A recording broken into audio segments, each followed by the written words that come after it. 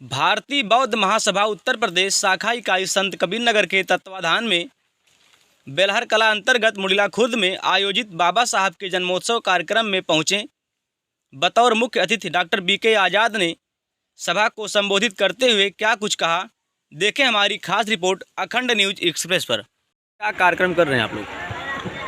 आज का ये जो कार्यक्रम है ग्राम मुंडिला खुर्द में परम पूज्य बोधिसत्व बाबा साहब डॉक्टर भीमराव अम्बेडकर की 131वीं जयंती हम लोग पूरे ग्राम सभा के सभी साथियों के साथ, भारतीय बौद्ध महासभा के सभी पदाधिकारियों के साथ, दूर दराज से आए हुए सभी लोगों के साथ इस कार्यक्रम की भव्यता को बढ़ाने के लिए परम पूज्य बोधिसत्व बाबा साहब का संदेश जन जन तक पहुंचाने के लिए यह कार्यक्रम किया जा रहा है, जिससे बाबा साहब का जो कारवां है ये हर घर तक पहुंच सके। तथागत बुद्ध का जो उपदेश है त्रिशरण और पंचशील ये घर तक पहुंच सके और हर घर में शिक्षा हो, हर घर में अम्बेडकर हो, हर घर में बुद्ध हो, हर घर में अशोक सम्राट हो, हर घर में पेरियार ललई सिंह यादव हों।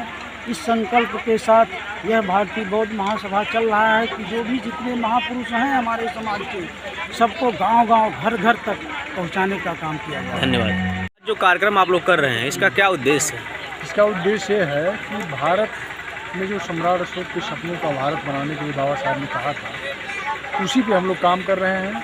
जो भी बहुजन समाज है, समाज के निचली तबके पे जो निचली सीढ़ी पे बैठा हुआ व्यक्ति है, उसको भी सारी सुख सुविधाएं मिले, इसी उद्देश्य से हम लोग काम कर रहे हैं। और ये उद्देश्य जब पूरा होगा तभी जो है बाबा साहब और सम्राट अशोक के सपनों का भारत बन सकता है। सर, हम देख रहे हैं पूरे अप्रैल के महीने में बाबा साहब की जयंती मनाई जा रही है।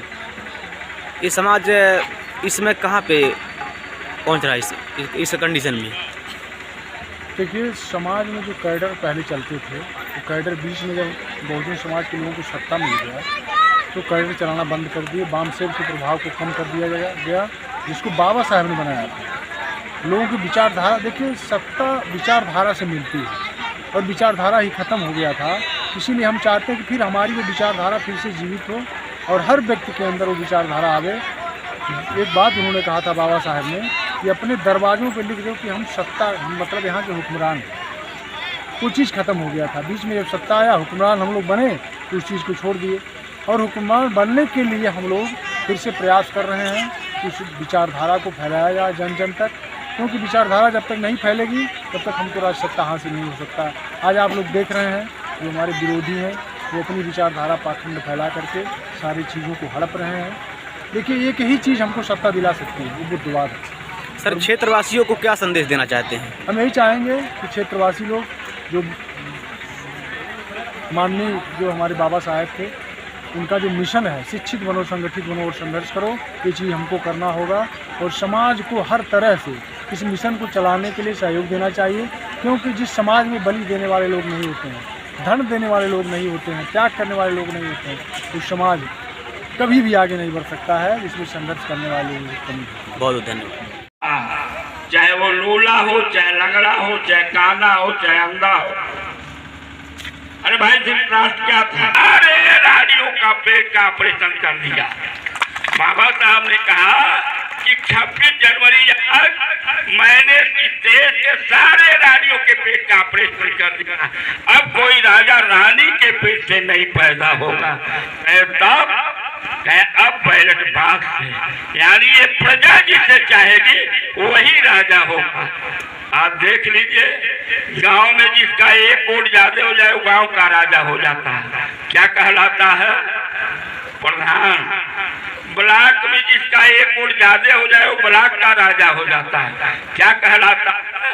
प्रमुख। और प्रदेश में जिसका एक वोट ज्यादा हो जाए वो प्रदेश का राजा हो जाता है। क्या कहलाता है? और देश में जिसका एक वोट ज्यादा हो जाए वो देश का राजा हो जाता है। क्या कहलाता है? ये किसकी देन है? किसी देवी देवता या भगवान की देन है? बोलिए भाई, ये सिर्फ और सिर्फ बाबा साहब डॉक्टर भीमराव अम्बेडकर की देन है।